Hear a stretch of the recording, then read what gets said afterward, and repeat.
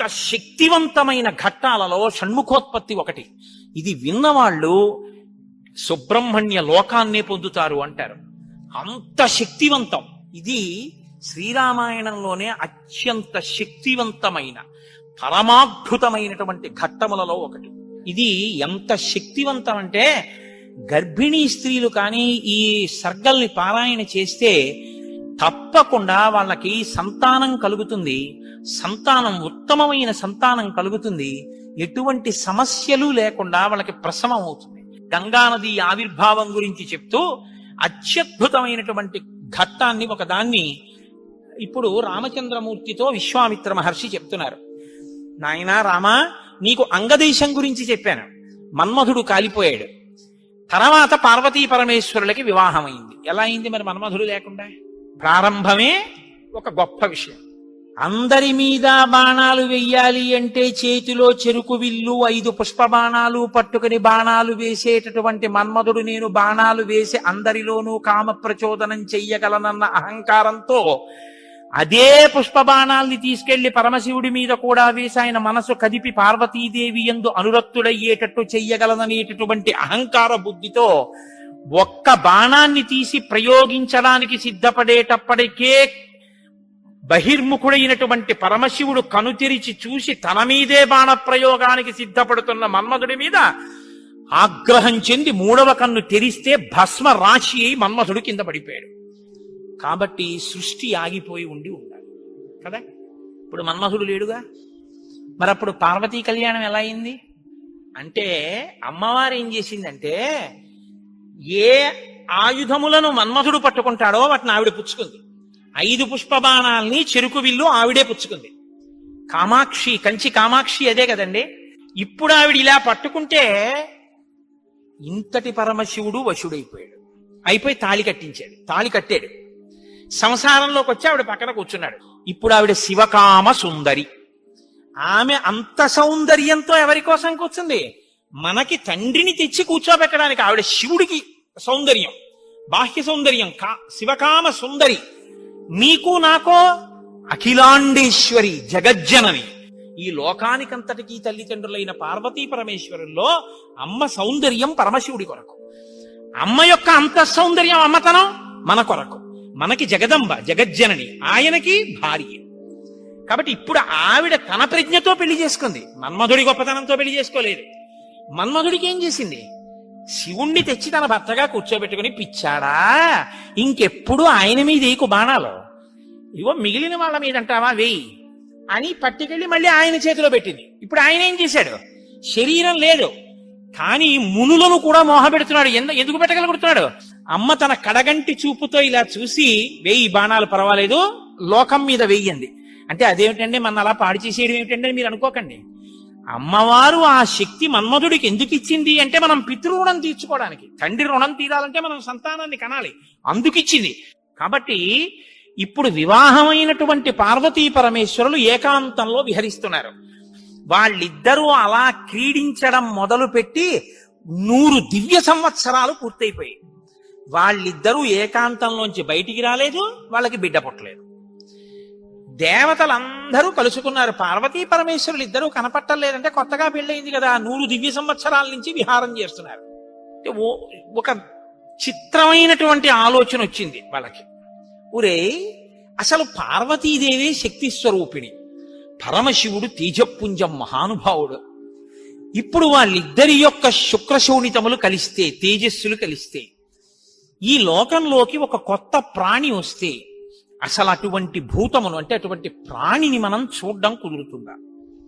అది ఎంత తేజోవంతంగా ఉంటుంది? ఎవరు వహిస్తారు ఆ భూతాన్ని? ఎవరు చూడగలరు ఆ ప్రాణిని? కాబట్టి మనం పరమశివుణ్ణి వెళ్ళి అడుగుదాం, మీరు రతిక్రీడ విరమించి బిడ్డల్ని కనద్దు అని అడుగుదాం. అయితే మీరు నన్ను ఓ మాట అడగచ్చు, ఏమండి బుద్ధి ఉందా అసలు ఈ మాట? వాళ్ళు అన్నారనుకోండి, మీరు ఎలా చెప్పారండి అని అడుగుతారు నన్ను. అసలు దేవతలకు ఎందుకండి ఈ వ్యవహారం? వాళ్ళు అలా ఎందుకు అనాలి? అలా అంటే మాత్రం దాన్ని మేము ఎలా అంగీకరించగలం ఈ విషయాన్ని? మీరు కంగారు పడిపోకుండా ఉండండి, నేను తర్వాత చెప్తాను ఎందుకు వస్తుందో. కాబట్టి ఇప్పుడు వాళ్ళందరూ కలిసి ఓ సమావేశం పెట్టుకున్నారు. నిజమే అంటే నిజమే. అందరూ కలిసి కైలాసానికి వెళ్ళారు. బయట నించుని పెద్ద కేకేశారు. ఏమని? ఓ దేవదేవ మహాదేవ, లోకమునకంతటికి రక్షించవలసిన వాడా అని కేకేశారు. వీళ్ళకి ఏం ఉపద్రవం వచ్చిందో అని ఆయన బయటకు వచ్చారు. ఆయన్ని చూడగానే వీళ్ళందరూ నేల మీద పడి నమస్కారం చేశారు. మహానుభావా, నీవు పార్వతీదేవితో కలిసి ఏకాంతంలో దివ్య క్రీడను అనుభవిస్తున్నావు. మీ ఇద్దరికి బిడ్డ పుడితే దుస్సహం, మేము తట్టుకోలేం. అందుకని నీ తేజస్సుని నీ తేజస్సులోకి అణిచేసేయి, ఆమె తేజస్సుని ఆమె తేజస్సులో అణిచివేయమను. మీ ఇద్దరూ ఒకరి పట్ల ఒకరు ఇటువంటి ఆభిముఖ్యం పొందకుండా తపస్సు చేసుకుంటూ కూర్చోంటున్నారు. ఎంత అక్కర్లేని విషయం అంటే ఇది. అంటే ఆయన అన్నాడు, తండ్రితనం అండి, తప్పకుండా మీకు అలాంటి ఇబ్బంది ఉంటుందంటే నేను ఇటువంటి భూతమును సృష్టించాను, అలాగే వెళ్ళిపోతాను. కానీ ఇప్పటికే చాలా కాలంగా పార్వతీదేవితో నేను క్రీడించి ఉన్న కారణం చేత నా రేతస్థానం నుంచి తేజస్సు కదిలిపోయింది. ఇప్పుడు కదిలిపోయిన తేజస్సు పడిపోతుంది. నేను పార్వతీదేవి యందు వదిలిపెట్టద్దని మీరు అంటున్నారు. మరి నేను నా తేజస్సుని ఎక్కడ విడిచిపెట్టను, ఎవరు భరిస్తారు చెప్పండి అన్నారు. భరించడం అనేటప్పటికీ వాళ్ళు ఎవరు గుర్తొచ్చారో తెలుసా అండి? భూమి గుర్తొచ్చింది. అన్ని ఆవిడేగా భరిస్తుంది, పాపం ఆవిడే భరించాలి. అందుకని వాళ్ళందరూ కలిసి ముక్తకంఠంతో భూమిని చూపించారు. చూపించి ఈ భూమి భరిస్తుంది, దీని మీద వదిలేసేయండి. భూమి ఏమనాలి? అదేమిటయ్యా, ఆయన భార్య యందు ప్రవేశపెట్టబడవలసినటువంటి శివ తేజస్సు నా మీద ఎలా విడిచిపెడతాడు? నేనెలా స్వీకరిస్తాను? భూకాంత, ఆమె స్త్రీ, భూదేవి నాలోకి ఎలా ప్రవేశిస్తుంది? శివవీర్యం దోషం అవుతుంది కదా, నేను పుచ్చుకోననాలి. ఆవిడ సంతోషించింది. శివవీర్యం నాలో ప్రవేశించడం అంటే అదృష్టం కదా అనుకుని తప్పకుండా పుచ్చుకుంటానని అనేటప్పటికీ పరమశివుడు ఏం చేశారంటే ఆయన తేజస్సుని భూమి మీద వదిలిపెట్టేశాడు. అది ఉత్తర క్షణం భూమి అంతటా పాకేసింది. పాకేసి పర్వతాల్లో, నదుల్లో, సముద్రాల్లో, చెట్లలో పరివ్యాప్తమైతే ఆ తేజస్సు యొక్క స్థితిని భూమి తట్టుకోలేకపోయింది. తట్టుకోలేక పెద్ద పెద్ద కేకలేసింది ఆవిడ. నా ఒళ్ళు మండిపోతోంది, దగ్ధమైపోతోంది నా శరీరం అంతా.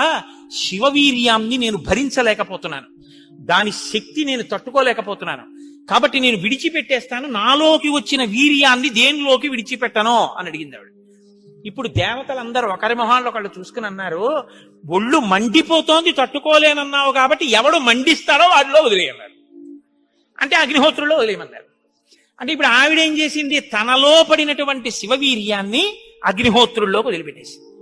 ఇదంతా రెప్పపాటు కాలంలో జరిగిపోయింది. పెద్ద పెద్ద అరుపులు, కేకలు, ప్రార్థనలు, హడావిడి. బయటికి వెళ్ళిన శివుడు లోపలికి రాలేదు.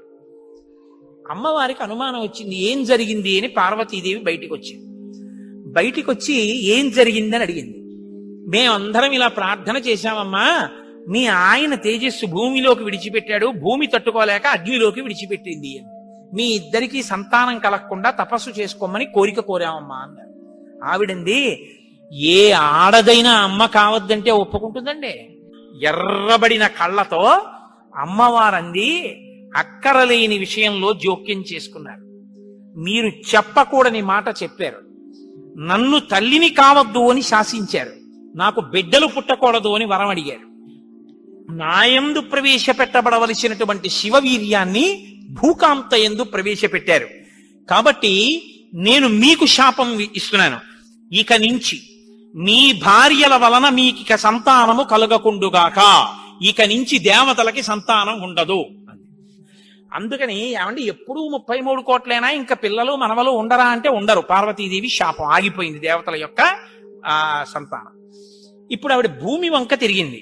నువ్వు స్త్రీవి కదా, నా భర్త యొక్క తేజస్సుని నేను పట్టవలసింది నువ్వెలా పట్టుకున్నావు? నువ్వెలా స్వీకరించావు నా భర్త తేజస్సుని? ఆవిడ్ని శపించింది. నువ్వు ఒక్క రూపంతో ఉండవు. భూమి అని పిలవబడినా నీకు అనేకమైనటువంటి స్థితి కలుగుతుంది. ఒక చోట చౌటు నేల, ఒక చోట నల్ల నేల, ఒక చోట ఎడారి, ఒక చోట పంట పండే నేల. ఇలా నువ్వు రకరకాలుగా అయిపోతావు. అంతేకాదు, బహుభార్య భవిష్యసి. నీకు ఒక్క భర్త ఉండడు. నీ భర్త కానివాడి వీర్యం నువ్వు పుచ్చుకున్నావుగా, నీకు ఇంకా ఎంతమంది భర్తలో లెక్కుండరు. అందుకే రాజ్యాన్ని పాలించిన వాడందరూ భూమిపతులే. ఎంతమంది ఆవిడికి భర్తలు లెక్కలేదు. కారణం ఏమిటంటే పార్వతీదేవి శాపం. ఏ ఆడదైనా కోరుకునేది ఏమిటంటే భర్త వలన కొడుకుని కనాలి, ఆ కొడుకు పేరు ప్రఖ్యాతులు తేవాలి, తల్లి సంతోషించేటట్టు ప్రవర్తించాలని కోరుకుంటాడు. ఏ తల్లి ఈ లోకంలో ఏ ఒక్కటి సహించదో అది నీ యందు నిజమగుగాక. ఏ తల్లి అయినా ఏది సహించలేదు, ఎంత తప్పైనా సహిస్తుంది. కానీ అమ్మ వంక ఆడదాన్ని చూసినట్టు చూశాడనుకోండి కొడుకు, అమ్మ మాత్రం ఒక్కనాటికి క్షమించదు. ఇంకా అమ్మలో ఆడతనాన్ని చూడకూడదు. ఇంకంతకన్నా పవిత్రంగా మాట్లాడడం కష్టం, ఇంకంతకన్నా నేను దిగి మాట్లాడను. కాబట్టి అమ్మతనాన్నే చూడాలంటే కొడుకు. కానీ నీ విషయంలో ఏమవుతుందో తెలుసా, నీ కొడుకులందరూ నీకు భర్తలవుతారు. అందుకే భూమిపతి పతే, ఆయన తర్వాత ఆయన కొడుకు, ఆయన భూమిపతి. ఎంత దారుణం అండి అది. ఒక ఆయన పరిపాలిస్తున్నాడు, ఆయన భూమిపతి, ఆయనకి కొడుకు పుట్టాడు. ఇప్పుడు భూమికి ఆయన ఏమవ్వాలి? కొడుకు. ఆ భూమిపతి వెళ్ళిపోయాడు, ఇప్పుడు ఈయనేమవుతాడు? ఈయన భూమిపతే, తన కొడుకు తనకి భర్త. ఇంతకన్నా దారుణం ఏముంది? ఇది పార్వతీదేవి శాపం. నాకు బిడ్డలు కలగకుండా చేశారు కాబట్టి మీరు ఈ శాపం అనుభవించండి అని ఆవిడ లోపలికి వెళ్ళిపోయాడు. ఇప్పుడు వీళ్ళందరూ ఇలా వేళ్లు విరిచారు. ఒరే, అక్కర్లేని విషయంలో జోక్యం చేసుకున్నాను రా, ఎవడ్రా ఈ మాట చెప్పింది అసలు అన్నారు. వాడు ఉంటాడేమిటి ఇంక అక్కడ. ఇప్పుడు అందరూ భారంగా తలకాయలు వంచుకుని ఇళ్ళకెడితే వీళ్ళ శిఖలు ఎవరు పట్టుకుంటారు? ఒరే, ఎందుకు వెళ్ళావురా నువ్వు, నీ వల్ల నాకు ఇంకా బిడ్డలు కలగరని వాళ్ళు పట్టుకుంటారు. కాబట్టి ఇప్పుడు వాళ్ళందరూ ఇళ్ళకెళ్ళారు. హిమాలయ పర్వత ప్రాంతంలో పార్వతీ సహితుడై పరమశివుడు మాత్రం హాయిగా కూర్చుని తపస్సు చేసుకుంటున్నాడు. ఇంకా వాళ్ళిద్దరికీ బిడ్డలు పుట్టకూడదు అన్నారుగా, అందులో ఆయన వెళ్ళి తపస్సు మొదలెట్టాడు. గొడవ ఎక్కడొచ్చింది? ఇక్కడతో ఏమైపోలేదు గొడవ. తారకాసురుడని వాడు బయలుదేరాడు. వాడికి తెలిసే విషయం, ఇక పార్వతీ పరమేశ్వరులకి బిడ్డలు పుట్టరు, దేవతలకి బిడ్డలు పుట్టరని తెలుసు వాడికి. వాడు బ్రహ్మగారి గురించి తపస్సు, వాడు చాలా తెలివైనవాడు. వాడు నాకు చావుద్దన్నాడు, అది కుదరదన్నాడు ఆయన. అయితే పార్వతీ పరమేశ్వరులకు కొడుకు పుడితే వాళ్ళ చేతిలో చచ్చిపోతానన్నాడు. బ్రహ్మగారు ఏమంటారు? తథాస్తు అన్నారు. ఇంకా వాళ్ళకి పుట్టరు, నేను చావను, అది వాడి ధైర్యం. ఇప్పుడు వాడు ఎవరిని కొట్టడం మొదలెట్టాడు? దేవతల్ని. ఇప్పుడు వాళ్ళేం చెయ్యాలి? ఇప్పుడు వీళ్ళందరూ ఎక్కడికి వెళ్ళి అడిగారు, మీకు బిడ్డలు కలగకూడదు, మీ ఇద్దరు తపస్సు చేసుకోండి అని. వీళ్ళే అడిగారు పార్వతీ పరమేశ్వరుని. వాళ్ళిద్దరు తపస్సుకి వెళ్ళిపోయారు. ఇప్పుడు వెళ్ళి మీ ఇద్దరు బిడ్డలు కనండి అన్నారు అనుకోండి, ఇంకేమైనా ఉందా? వద్దన్నావు, అన్ని శాపాలు ఇచ్చేసింది ఆవిడ. అంటే మీరు బాగా గమనించండి, ఏదైనా ఆడది భరిస్తుంది, కానీ ఆడదాని అమ్మతనానికి, ఆడదాని భర్తృత్వాన్ని పంచుకోవడానికి ఇంకో ఆడదొస్తే మాత్రం ఈ లోకంలో సహించడం అన్నది ఉండదు. అది ఈ జాతి క్షమించలేదు. ఇది రామాయణం యొక్క తీర్పు. కాబట్టి ఇప్పుడు వీళ్ళు వెళ్ళి అడగలేరు పార్వతీ పరమేశ్వరుని. కొడుకు పుడితే తప్ప వీళ్ళకి బతుకులేదు. ఎందుకని? వీళ్ళని చాలా బాధ పెట్టేస్తున్నాడు తారకాసురుడు. కాబట్టి ఇప్పుడు ఏం చెయ్యాలో అర్థం కాక పార్వతీ పరమేశ్వరులను అడగలేక చతుర్ముఖ బ్రహ్మగారి దగ్గరికి వెళ్ళారు. వెళ్ళి, అయ్యా ఎలాగండి, పార్వతీ పరమేశ్వరులకు కొడుకు పుడితే తప్ప మేము రక్షింపబడం, ఇప్పుడు పుట్టే మార్గం ఏమైనా ఉందా అని అడిగారు. అడిగితే ఆయన అన్నారు, ఒరే, పార్వతీ పరమేశ్వరులకి ఇంక పిల్లాడు పుట్టడం అనేటటువంటి విషయాన్ని మీరు నేను ఇక వెళ్ళి అడగడం అన్న విషయం మర్చిపోండి. పోనీ మన దగ్గర శివుని యొక్క తేజస్సు ఉంది ఇంకాను. అగ్నిహోత్రుడు పుచ్చుకుని ఉంచాడుగా, అగ్నిహోత్రుల్లో ఉందిగా. యాపిల్ పండు ఫ్రిడ్జ్ లో పెట్టుకున్నట్టు అగ్నిహోత్రుడి దగ్గర ఉంది అది. పోని దాన్ని తెచ్చి ఎవరిలోకైనా నిక్షేపిద్దామంటే మీ భార్యలు ఎవ్వరికీ పిల్లలు పుట్టరు, ఆవిడ శాపం ఉందిగా. పైగా ఆ శివవీర్యాన్ని భూకాంత పుచ్చుకుందనేగా అన్ని శాపాలు ఇచ్చింది. ఇప్పుడు దాన్ని తీసుకెళ్లి ఇంకోళ్ళు ఎవరికన్నా ఇస్తామంటే ఎవరు మాత్రం పుచ్చుకుంటారు? ఏ ఆడది పుచ్చుకుంటుంది? పుచ్చుకుంటే కదా పిల్లలు పుట్టడం. పార్వతీదేవిని వెళ్ళి అడగలేము, పోనీ శివవీర్యం ఉందని ఇంకో స్త్రీలో ప్రవేశపెట్టలేము. ఎలా ఆలోచించి, ఆయన తక్కువ వాడండి చతుర్ముఖ బ్రహ్మగారు అంటే. నేను అందుకే బ్రహ్మ నన్ను బ్రహ్మగారు అంటుంటాను. ఆయన సలహా లేకపోతే లోకం లేదు, మన ఉపన్యాసమే లేదు. ఆయన అన్నారు, హిమవత్ పర్వతం ఉందే, హిమవంతుడు, ఆయనకి 2 బిడ్డలు ఉన్నారు. పెద్దమ్మాయి పేరు గంగ, రెండో అమ్మాయి పార్వతి. పెద్దమ్మాయి దేవతా స్త్రీలలోకి రాదు, ఆ అమ్మాయి స్వర్గలోకంలో ప్రవహిస్తోంది. ఇప్పుడు తనకి బిడ్డలు పుట్టలేదన్న బాధ ఎప్పుడు పోతుందంటే, తన భర్త యొక్క వీర్యం తన అక్కగారిలోకి ప్రవేశించి బిడ్డ పుడితే తన అక్క కొడుకు తన కొడుకేగా. అందుకుని కొంచెం మనసు కుదుటపరుచుకుని పోన్లే బిడ్డ పుట్టాడని సంతోషిస్తుంది. అక్క జోలికి వెళ్ళదు, ఎందుకంటే కొంచెం ఆప్యాయత అన్నదోటి ఉంటుంది. అక్క కొడుకు తన కొడుకే అవుతాడు కాబట్టి. మనం పార్వతీదేవి కోప్పడకూడదంటే ఆ గంగాదేవి యందు ఈ శివవీర్యాన్ని నిక్షేపించాలి. ఇప్పుడు శివవీర్యం ఎవరి దగ్గర ఉంది? అగ్నిహోత్రుడి దగ్గర ఉంది. ఇప్పుడు అగ్నిహోత్రుడు ఏం చేయాలి? గంగాదేవిలో విడిచిపెట్టాలి. గంగాదేవి ఒప్పుకోవద్దు. కాబట్టి మీరేం చేయాలి? మీరేగా వెళ్ళి ప్రార్థన చేశారు, మీరే వెళ్ళి అగ్నిహోత్రుడిని గంగని ప్రార్థన చేయండి అన్నారు. ఇప్పుడు గంగాదేవి దగ్గరికి వెళ్ళి, అమ్మ ఏమనుకోవద్దు, శివవీర్యం అగ్నిహోత్రుడి దగ్గర ఉంది, నువ్వు అది బుచ్చుకో అంటే చీ నోర్మొయ్యి అంటే. అందుకని ఈ మాట ఎవరు చెప్పాలో ఒక్క పురుషుడు చెప్పాలి. పురుషులందరూ వెళ్ళి చెప్తే అసహ్యంగా ఉంటుంది. మీరెళ్ళి అగ్నికి చెప్పండి, అగ్ని వెళ్ళి ఆవిడికి చెప్తారు. ఎందుకంటే ఇంత ఇబ్బంది అంటే ఇది గట్టిగా చెప్పుకునేది కాదు, ప్రయత్నం చేస్తున్నారు. పార్వతీ పరమేశ్వరులకి పుత్రుడు కలిగేటట్టు తెలిస్తే చంపేతలు పారేస్తాడు ఆయన తారకాసుడు. అందుకని ఎవరికీ తెలియకుండా జరగాలి ఈ పని అంతాను. ఇప్పుడు వీళ్ళందరూ కలిసి అగ్నిహోత్రుడి దగ్గరికి వెళ్ళారు. అయ్యా ఎంత గొప్ప సలహా చెప్పావు, ఏదో ఓ కారు చీకటిలో కాంతిరేఖ, కఠినమైన సాక్ష్యానికి సూక్ష్మమైన రంధ్రం దొరికాయి, ఇక మేము అల్లుకుంటాం కథ అన్నారు. బ్రహ్మగారికి పూజ చేసి నమస్కారం చేసి బయలుదేరి అగ్నిహోత్రుడి దగ్గరికి వెళ్ళారు. వెళ్ళి ఆయనతో అన్నారు, ఇప్పుడు మాట్లాడడం కొంచెం జాగ్రత్తగా మాట్లాడడం మొదలెట్టారు. ఇది దేవకార్యం, ఏదో మేము సరదాగా నువ్వు పట్టుకెళ్ళి అక్కడ విడిచిపెట్టు ఇలాంటి మాటలు చెప్పడానికి రాలేదు. నీకు పిల్లలు పుడితే నాకెందుకు, పుట్టకపోతే నాకెందుకు, ఇలాంటి వాటిల్లో ఇక మేము జోక్యం చేసుకోం, బుద్ధి వచ్చింది మాకు. కాకపోతే ఇది దేవకార్యం. ఇప్పుడు ఈ పిల్లాడు పుట్టకపోతే వీపులు పగిలిపోతున్నాయి తారకాసురుడి వల్ల, అందుకుని పుట్టాలి పిల్లాడు. కాబట్టి నీలో ఉన్న శివ తేజస్సుని పట్టుకెళ్ళి గంగలో విడిచిపెట్టు.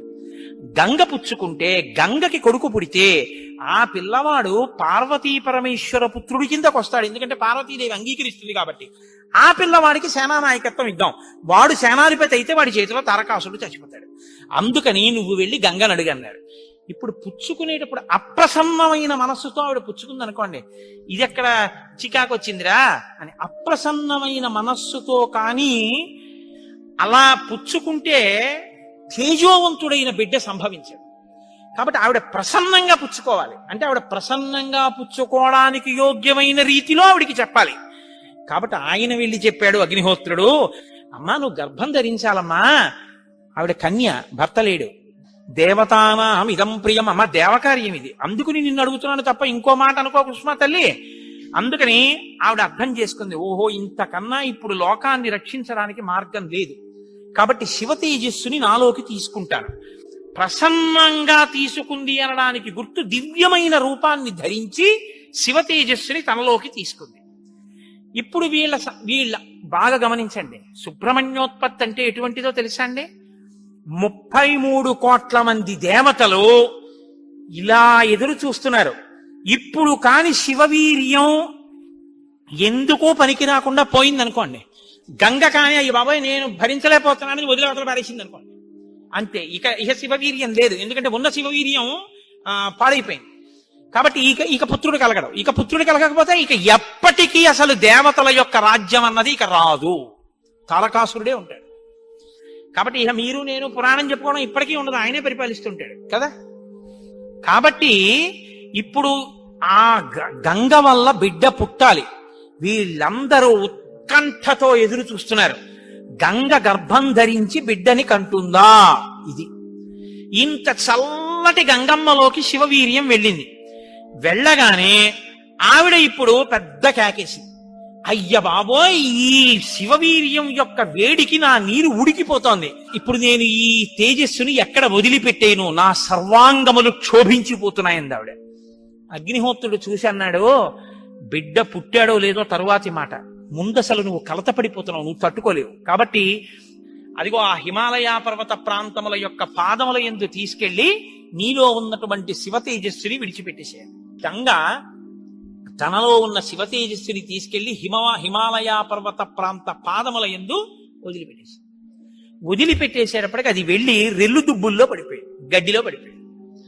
ఇప్పుడు అందులోంచి ఒక్కసారి కాంతి కనపడింది వాళ్ళకి.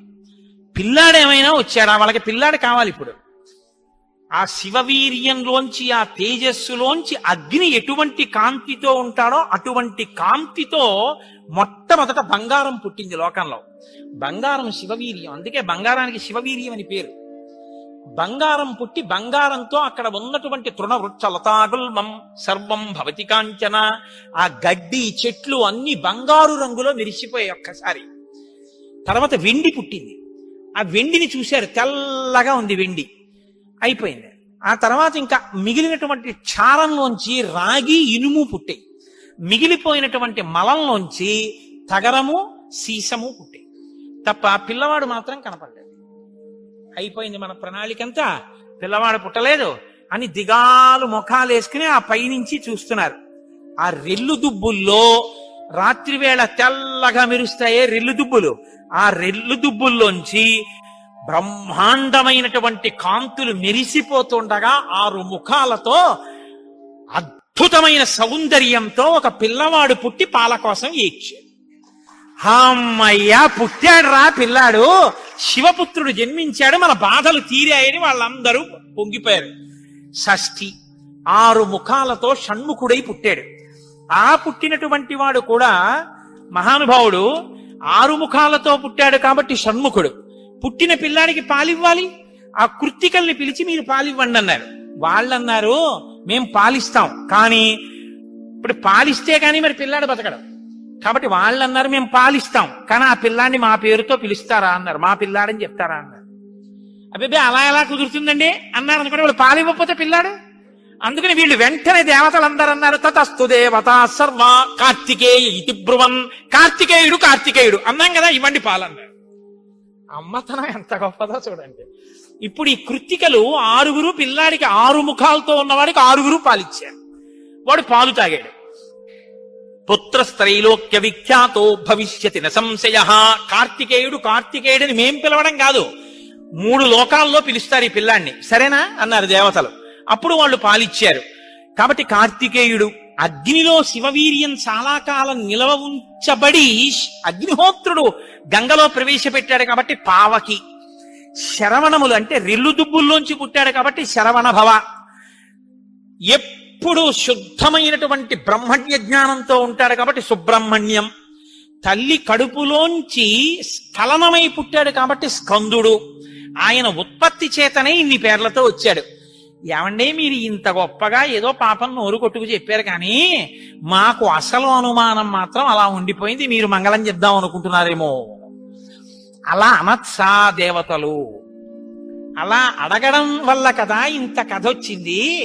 అలా ఎందుకు అడగాలి అసలు అంటే, మహానుభావుడు శంకర భగవత్పాదాచార్య స్వామి వారు బ్రహ్మసూత్రాలకి చేసినటువంటి వ్యాఖ్యానంలో ఒక చోట ఉదహరించారు దీని గురించి.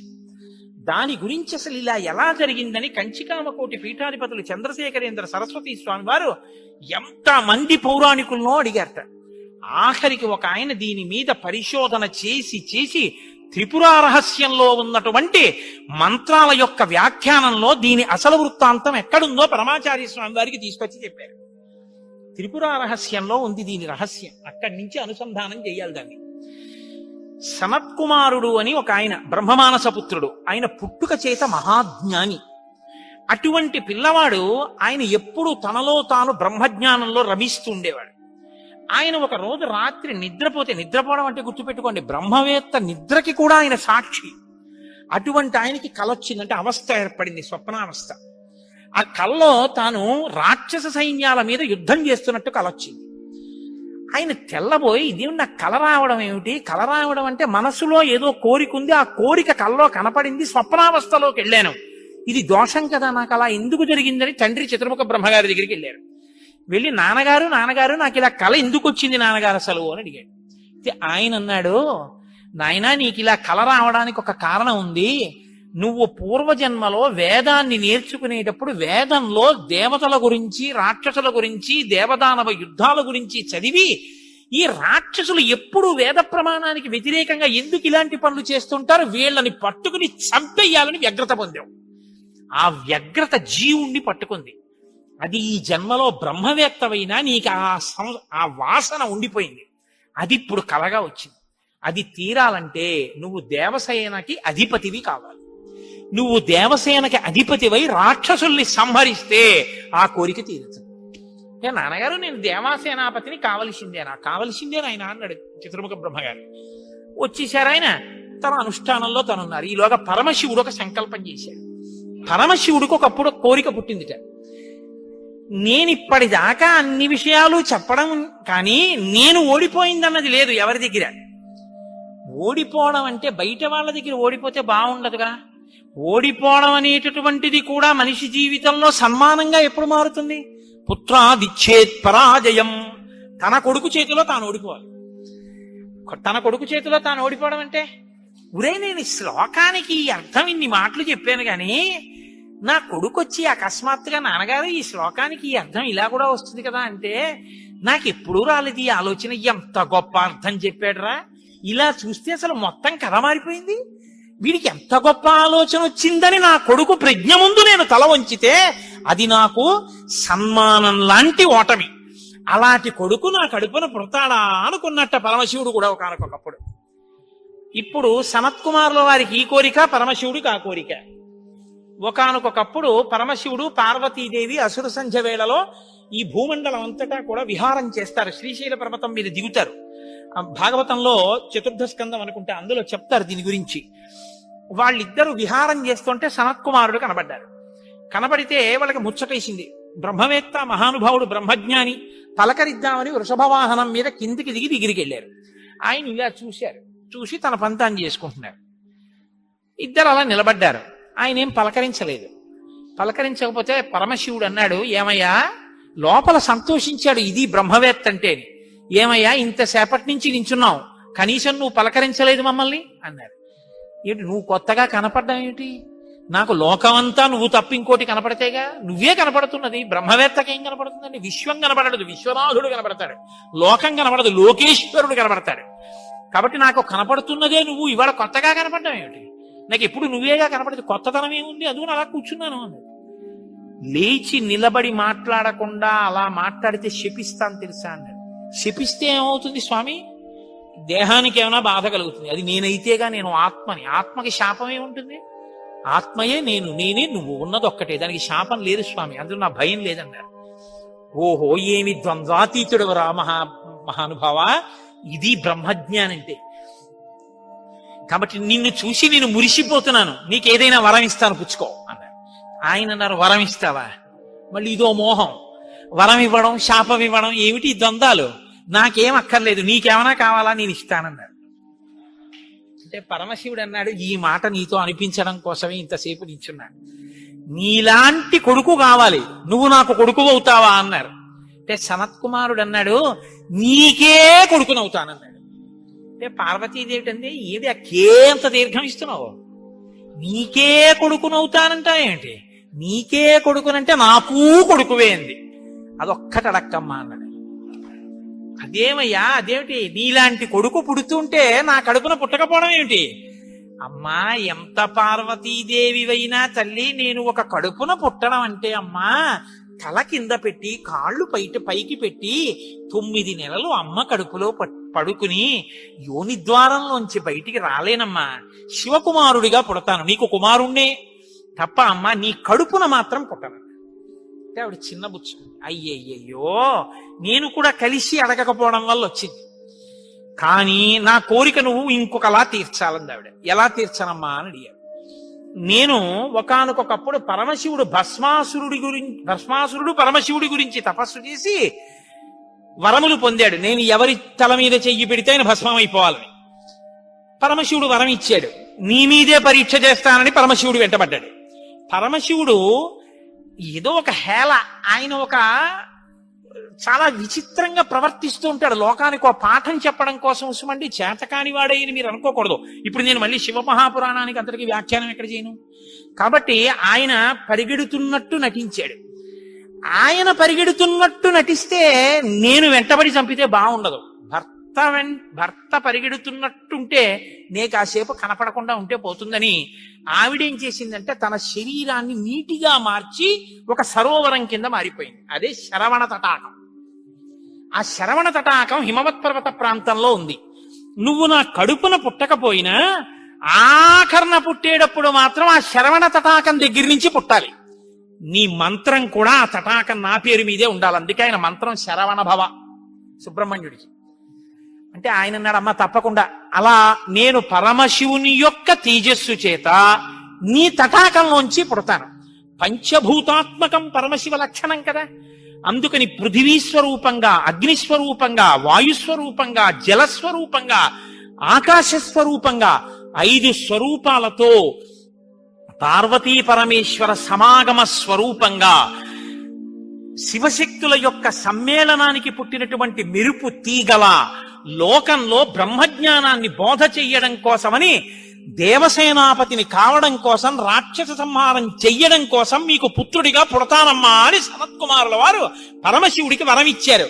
అందుకని ఆ వరం నెరవేరాలంటే పార్వతీ పరమేశ్వర సమాగమం జరిగి పార్వతీదేవిలోకి వెళ్ళకూడదు తేజస్సు. దేవతల సంఖ్య కూడా అనంతంగా పెరిగిపోతే రేపొద్దున్న ఉపాసనలు కష్టం అవుతాయి. అందుకని నాటకీయ సన్నివేశం సృష్టింపబడాలంటే దేవతలు వెళ్లి ప్రార్థన చేయాలి. ప్రార్థన చేసి శివ తేజస్సు భూమి మీద పడాలి. అది అగ్నిహోత్రంలోకి వెళ్ళాలి. ఇది పంచభూతాత్మకమై ఆయన షణ్ముఖ స్వరూపంతో పైకి రావాలి. వచ్చి స్వామి అని పేరు పెట్టుకోవాలి. స్వామి అన్న పేరు కేవలం సుబ్రహ్మణ్యుడిది. మనం వెంకటేశ్వర స్వామి అంటాం, మంచిదే, నేను తప్పని నేను అంటలేదు. కానీ ఒక్క స్వామి అంటే మాత్రం సుబ్రహ్మణ్యుడే. ఎక్కడెక్కడ సుబ్రహ్మణ్యుడి పేరు చెప్తామో, ఎక్కడెక్కడ తలుచుకుంటామో అక్కడక్కడ సంతానమునకు ఏ విధమైన ప్రమాదం రాదు. సుబ్రహ్మణ్యుడికి నమస్కారం చేస్తే కుజగ్రహ దోషం కూడా ఉపశమిస్తుంది. ఎక్కడెక్కడ షణ్ముఖుణ్ణి ఆరాధన చేస్తారో అక్కడ ఐశ్వర్యం పరిడవిల్లుతుంది. పక్కన ఉన్నటువంటి తమిళ దేశం, ద్రవిడ దేశంలో అంత ఐశ్వర్యం వచ్చింది, అన్ని పరిశ్రమలు వచ్చాయంటే కారణం ఏమిటో తెలుసా అండి? సుబ్రహ్మణ్యారాధన. వాళ్ళు విపరీతమైన సుబ్రహ్మణ్యారాధనం చేస్తారు. సుబ్రహ్మణ్య ఆరాధనం చేసినా, షణ్ముఖుడికి ప్రదక్షిణం చేసినా, ఆయనకి నమస్కారం చేసినా జ్ఞానము, ఐశ్వర్యము, సంతానమునకు క్షేమము, ఆయువు, ఆరోగ్యము అన్నీ కలుగుతాయి. అంత శక్తివంతమైనటువంటి సర్గ ఈ షణ్ముఖోత్పత్తి సర్గ. ఈ షణ్ముఖోత్పత్తి గురించి చెప్పిన తర్వాత, అందుకే షణ్ముఖుడికి ఉన్న గొప్పతనం ఏమిటో తెలుసా అండి? ఆయనకి ఒక గొప్ప విజయాన్ని సాధించాడు షణ్ముఖుడు ఒక్కడే. శైవ వైష్ణవాలు రెండూ కూడా వియ్యముందేట్టు చేశాడు. శ్రీవల్లి, దేవసేన ఇద్దరు శ్రీ మహావిష్ణువు యొక్క కుమార్తెలు. ఆయన మేనల్లుడు కదండి, మరి ఏదో పండగ సెలవులకు ఇంటికి వచ్చాడు. ఇంటికి వస్తే లక్ష్మీదేవి ఆయన్ని చూసి అందిట, మురుగన్ అంది. మురుగన్ అంటే మేనల్లుడు అని. మరుమగన్ అన్నట్టు విష్ణువు. మరుమగన్ అంటే చాలా అందగాడు అన్నట్టు. ఇద్దరు అలా అనుకోవడం ఎందుకో తెలుసా అండి? మన పిల్లలకు బాగుంటాడు. వల్లి, దేవసేన ఇద్దరిని ఇచ్చి సుబ్రహ్మణ్యేశ్వర స్వామి వారికి కళ్యాణం చేశాడు. వల్లి, దేవసేన ఇద్దరిని తనకి భార్యలుగా చేసుకున్నాడు కాబట్టి శైవ వైష్ణవాలు రెండు సుబ్రహ్మణ్యుడి వల్లే బియ్యం ఉంది. అంతటి మహానుభావుడు ఆయన. మహాజ్ఞాని, యుక్తకేశుడై గుండుతో గోచి పెట్టుకుని నిలబడి ఉంటాడు. అందుకే సుబ్రహ్మణ్య క్షేత్రాల్లో స్వామి వలయలో అలా నిలబడి ఉంటాడు. ఆయన ప్రణవానికి అర్థం చెప్తే పరమశివుడంతటి వాడు తెల్లబోయి, ఎంత గొప్పగా చెప్పావురా అన్నట్టు. నాన్నగారు అలా అంటే కుదరదు, ఇది ప్రణవ రహస్యోపదేశం కదా, మీరు కూడా మడి కట్టుకుని వచ్చి శిష్యుడిగా కూర్చోండి చెప్తానన్నట్టు.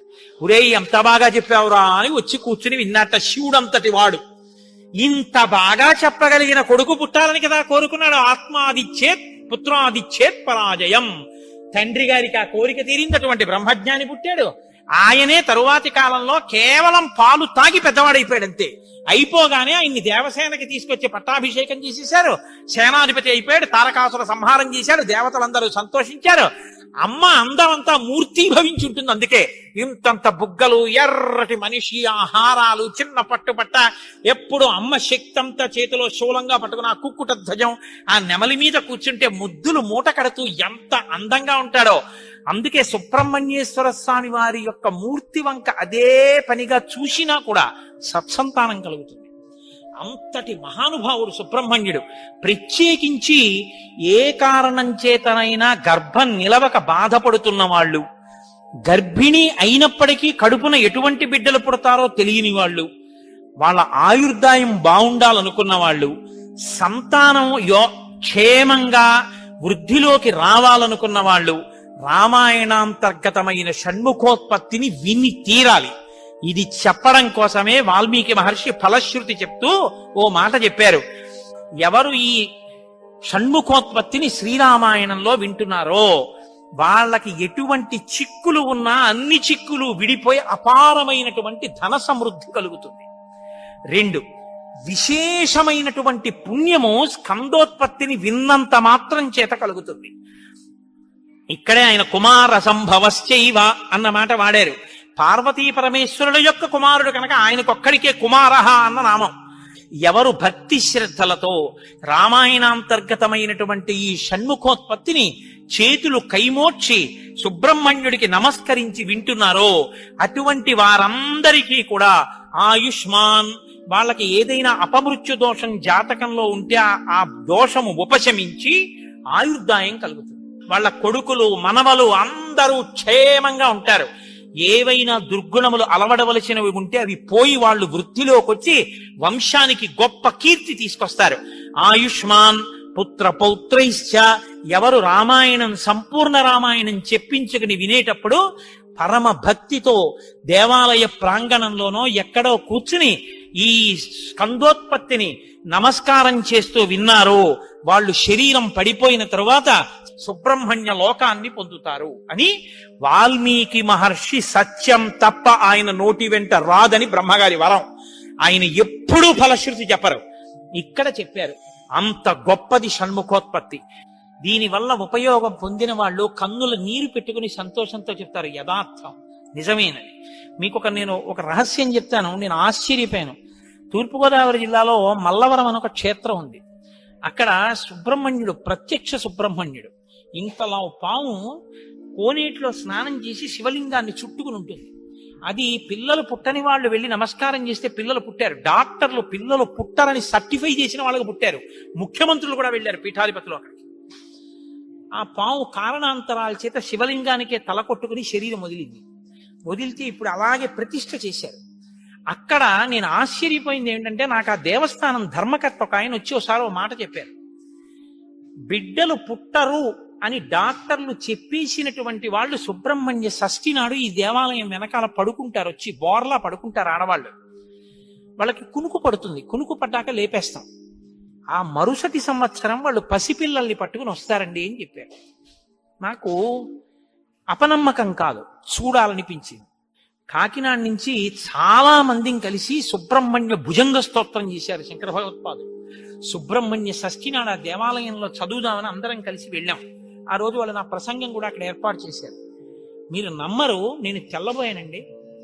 ఎంతంత సంపన్న కుటుంబాల వాళ్ళు బిడ్డలు పుట్టరు అని బెంగ పెట్టుకున్న తల్లులు చంటి పిల్లలతో ఎంతో సంతోషంగా వచ్చి ఆయనకి నమస్కారం చేసుకుని, అబద్ధం కాదు, నేను ఎంతో మందిని అక్కడ అడిగాను, ఏమమ్మా మీకు ఈయన వలనే కలిగిందా సంతానం అని. ఖచ్చితంగా మేము ఆయన వలనే ఈ అనుగ్రహాన్ని పొందామని ఆ అదృష్టాన్ని పొందారు.